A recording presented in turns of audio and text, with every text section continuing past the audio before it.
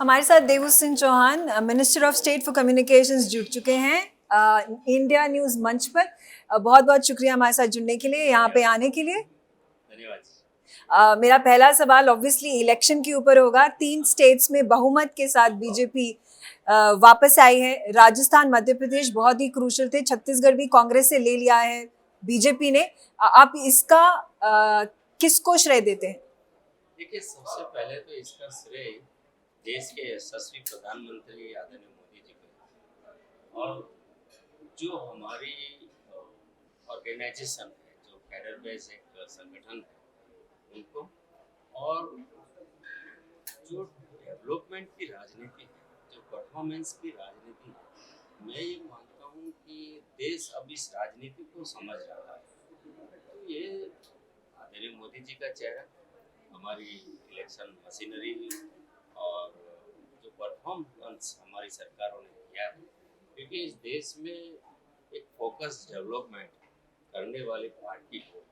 तो एक ज़माने में जब हम एंटी इनकम्बेंसी बात कर रहे थे, लेकिन आज वो प्रो इनकम्बेंसी हो गई। और हाल ही में हमने मध्य प्रदेश में भी यही देखा। रही बात राजस्थान और छत्तीसगढ़ की, तो जो सरकारें केवल और केवल इम्पीचमेंट की राजनीति या करप्शन की राजनीति करते हैं या समाज को बांटने की राजनीति करते हैं, ये उनके लिए भी एक बड़ा मैसेज है। जिस तरीके से कांग्रेस का नेतृत्व भी, कांग्रेस का संगठन, और जिस तरीके से राष्ट्रीय लेवल पर जो कांग्रेस का धीरे धीरे जो तरीके से विकास हो रहा है, वो राज्यों में भी चल रहा है। जी बिल्कुल। 4 ऐसे वर्ग थे जिनको प्राइम मिनिस्टर नरेंद्र मोदी और बीजेपी ने फोकस किया। महिलाएं, युवा, जो अंडर प्रिविलेज्ड हैं, पुअर, और किसान। अब इनके ऊपर काफ़ी सारी स्कीम्स थी जिसको प्रोग्रेस में लाया गया। ये जो प्राइम मिनिस्टर की विकसित यात्रा का जो वाहन शुरू हुआ है, प्राइम मिनिस्टर ने इनागोरेट किया है, क्या आपको लगता है कहीं कहीं कहीं यही जो डेवलपमेंट स्कीम्स हैं, वेलफेयर प्रोजेक्ट्स हैं, जो कि बेनिफिशरीज को पहुंचे हैं और सही मायने में पहुंचे हैं, जिसके कारण बीजेपी को ये असेंबली इलेक्शंस में अच्छा खासा विक्ट्री प्राप्त हुआ? देखिए, ये तो बाई प्रोडक्ट है विक्ट्री। तो मैं ये मानता हूँ कि जब आप इस समाज के लिए अपने आप को समाज हित में खपा देते हो, आदरणीय प्रधानमंत्री जी का अब तक का जो जीवन रहा है, वो चाहे गुजरात के मुख्यमंत्री रहे, चाहे प्रचारक रहे, या देश के पिछले 9.5 साल से प्रधानमंत्री रहे, उनके लिए एक राष्ट्र प्रथम रहा है। और जब राष्ट्र प्रथम की बात कर रहे हैं, और आने वाले समय में जब हम अपने राष्ट्र को सिरमौर राष्ट्र बनाने के लिए, विकसित राष्ट्र बनाने के लिए जिस दिशा में काम कर रहे हैं, तब आदरणीय प्रधानमंत्री जी, ये जो आपने 4 स्तंभ बताए, वो आदरणीय प्रधानमंत्री जी उन्हें अमृत काल के अमृत स्तंभ बता रहे हैं। ये वो अमृत स्तंभ है जिसे हमें सशक्त करना है। हमें नारी शक्ति सशक्तिकरण में काम करना पड़ेगा। आज विश्व का सबसे युवा राष्ट्र भारत है, तो युवा शक्ति के लिए भी हमें काम करना पड़ेगा। और आज भी हमारी जो इकोनॉमी है वो रूरल में ज़्यादातर एग्रीकल्चर बेस है, तो हमें उन किसानों के लिए हित में भी उनके लिए काफ़ी काम करना पड़ेगा, जो सरकार कर रही है। और एक ऐसा वर्ग है कि पिछले 9.5 साल में IMF जैसी संस्था ने हाल ही में एक रिपोर्ट जारी की, जिन्होंने बताया कि 13.5 करोड़ लोग गरीबी रेखा से बाहर है। इसका मतलब 13.5 करोड़ लोग एक नियो मेडिकल मिडिल क्लास की ओर बढ़े हैं। तो ये जो नियो मेडिकल मिडिल क्लास है और जो गरीब है, उनकी जो सरकार के प्रति जो आशा है, आकांक्षा है, तो इन सबको साथ में समझकर हमें ये चारों स्तंभ का सशक्तिकरण काम करना है। और ये 2014 के बाद सबका साथ सबका विकास की राजनीति, एक तरीके से इंक्लूसिव डेवलपमेंट, समाज के हर वर्ग को साथ में लेकर समाज के हर क्षेत्र का विकास हो, इसी राजनीति का परिणाम ये है कि आज हम देख पाते हैं कि देश के हर कोने में ऐसे लाभार्थी हैं जो आज तक उस लाभ के लिए वंचित थे। तो ये जो यात्राएं हैं, ये जो विकसित भारत यात्रा है, वो संकल्प के साथ निकली है कि आओ हम सब साथ में मिलकर ये संकल्प करें कि आने वाले समय में जब देश अपना शताब्दी वर्ष मनाएगा, तब भारत विकसित राष्ट्र। जी। तब ये बिल्कुल विकसित राष्ट्र बनाने के लिए अति महत्व के ये जो 4 स्तंभ है, इसका सशक्तिकरण अति आवश्यक जी बिल्कुल।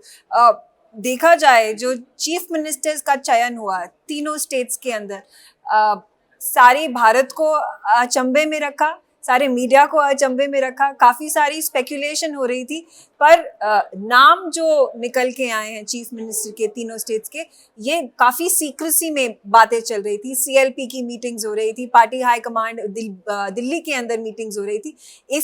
ये जो चुनाव हुआ है, इसको क्या बीजेपी के लिए क्या दर्शाता है?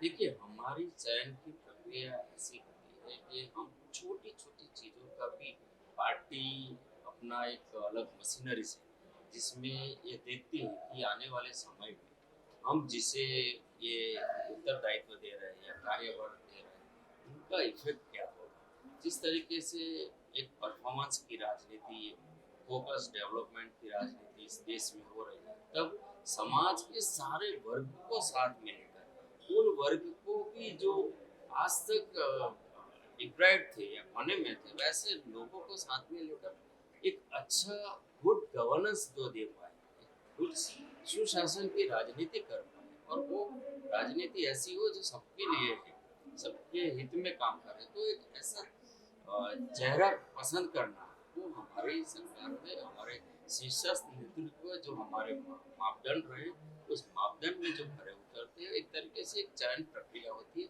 इस चयन प्रक्रिया के हिसाब से हमारे उन राज्यों में हाल ही में आपने देखा होगा कि हमने हर वर्ग के समाज के हर तबके को इतना ही महत्व दिया जितना, क्योंकि आज की राजनीति में हर समाज के वर्ग के साथ ऐसी जब जिम्मेदारी होती है या जब सत्ता होती है, तो कहीं ना कहीं सम्मान जुड़ जाता है। तो समाज में हर समाज का भी सम्मान बढ़ता है जब वो जी सत्ता में आता है, तो समाज का भी सम्मान बढ़ेगा और उनकी क्षमता के आधार पर पार्टी चयन करती है। जी। अब इतने सारे नारे लग रहे हैं, बीजेपी के मिनिस्टर्स लीडर्स आके बोल रहे हैं कि इस बार 2024 की लोकसभा इलेक्शन में बीजेपी 400 से ज़्यादा वोट से 400 से ज़्यादा सीट से जीतेगा। क्या आपको लगता है जो रिजल्ट्स दर्शाए हैं असेंबली इलेक्शंस में, इसके कारण भी कुछ पॉजिटिव प्रभाव पड़ेगा? देखिए, जब 24 का इलेक्शन की बात कर रहे हैं, तब हमारे देश का मतदाता आज इतना जागरूक हुआ है कि अगर वो रीजनल लेवल पे वोट करता है और वो अगर नेशनल लेवल पे वोट करता है, तो उसको पूरी समझ है कि हमें इस देश की शासन की धुरा किसके हाथ में सौंपनी है।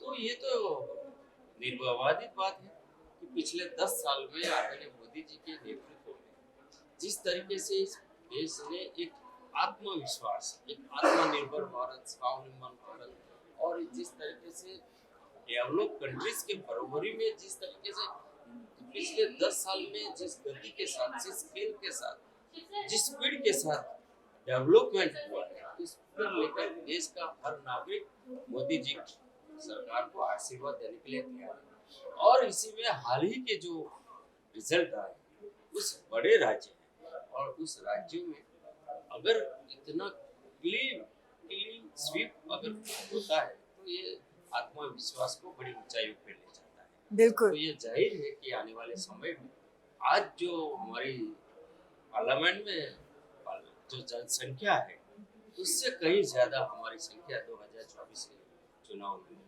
जी बिल्कुल। अब यहाँ पे चाहे वो मैनिफेस्टोज में आपने वादे किए थे, जनसंघ के टाइम से जब आप कह रहे हैं कि मंदिर बना जाएगा, राम मंदिर की स्थापना हो गई, राम मंदिर तैयार हो गया, कंस्ट्रक्शन हो गई, अब उसको इनागुरेट करने की बारी आई है जनवरी 2024 में। ऑपोजिशन पार्टीज का ये भी मानना है कि ये एक और आपका पोल प्लैंक है। आपके पॉलिटिकल मैनिफेस्टो में लिखा गया था ये जो हिंदू वोट है ये बीजेपी की तरफ और ज्यादा आकर्षित होगा। देखिए, जब पार्टी का जनसंघ के समय से ये एजेंडा रहा कि हम 370 और 35 को जो अस्थायी है उसको दूर करेंगे। जिस तरीके से देश में अलगाववाद था, उस समय से प्रारंभ से ये अलगाववाद का बीज इस देश में रोपा गया है, तब से ये जनसंघ का एजेंडा है। और राम जन्मभूमि हम सब जानते हैं कि भगवान भगवान राम का इतना एविडेंस होने के बावजूद भी वो ये लोग हैं जो राम का अस्तित्व नहीं मानते। अब वो ये बता रहे हैं कि जब सुप्रीम कोर्ट ने भी और इतना लंबी लड़ाई के बाद जब भगवान राम का मंदिर 22 जनवरी 2024 में भगवान राम निज घर में उतार रहे हैं, तब बोलना कि ये पॉलिटिकल है, मुझे ऐसा लगता है कि ये पॉलिटिकल ही समझकर इतने सालों तक इस लंबी लड़ाई को लड़ाया गया है। कहीं ना कहीं हमने भी देखा है जब भी इस देश में चुनाव आते थे तो कांग्रेस के वकील कोर्ट में जाके ये बोल रहे थे कि इस बार चुनाव की तारीख टाली जाए क्योंकि सॉरी राम मंदिर का उद्घाटन डिसीजन वो टाला जाए कि चुनाव चल रहे हैं। अब ये लोकतांत्रिक देश में चुनाव चलते रहते हैं, लेकिन कहीं ना कहीं उनको राम के प्रति जो एक दुर्भावना थी, राम के प्रति एक राम मंदिर के प्रति एक तरीके से उनका जो नकारात्मक एटीट्यूड था, इसी के चलते इतनी सालों तक ये लंबी लड़ाई चली।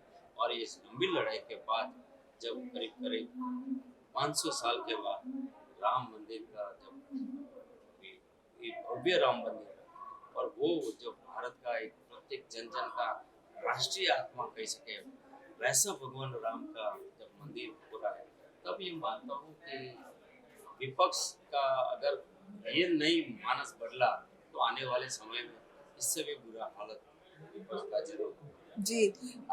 जैसे कि आपने बात की बीजेपी के मैनिफेस्टो में एब्रोगेशन ऑफ 370 सबसे बड़ा एक अहम मुद्दा रहा है।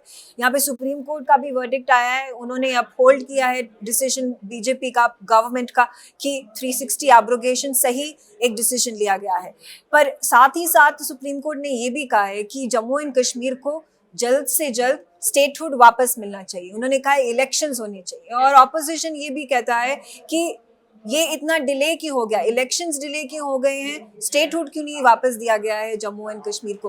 तो आपको क्या रीजन है कि ये डिले हो चुका है? देखिए, मैं ये मानता हूँ जब 370 जो अस्थायी थी उसको जो हटाया गया एबोलिश करने के बाद जब स्टेटहुड की बात आती है तो स्टेट की रचना के लिए, क्योंकि हमने न केवल जम्मू कश्मीर का, हमने यूटी का निर्णय लद्दाख के लिए भी किया है। तो ये जब टेम्पररी इस आर्टिकल को हटाने के बाद नया स्टेट को बनाने के लिए जिस तरीके से हमें काम करना चाहिए, और ये स्टेट इलेक्शन कमीशन होता है या सेंट्रल इलेक्शन कमीशन, इसका जो रोल होता है, अब वो रोल के हिसाब से उनको डिलिमिटेशन भी करना है। और मैं ये मानता हूँ कि जिस तरीके से हमने अभी आज तक SC ST उन लोगों के लिए कभी रिजर्वेशन नहीं था, वो रिजर्वेशन भी हमने बिल पास करके ये रीऑर्गेनाइजेशन और रिजर्वेशन बिल को हाल ही में पास किया है।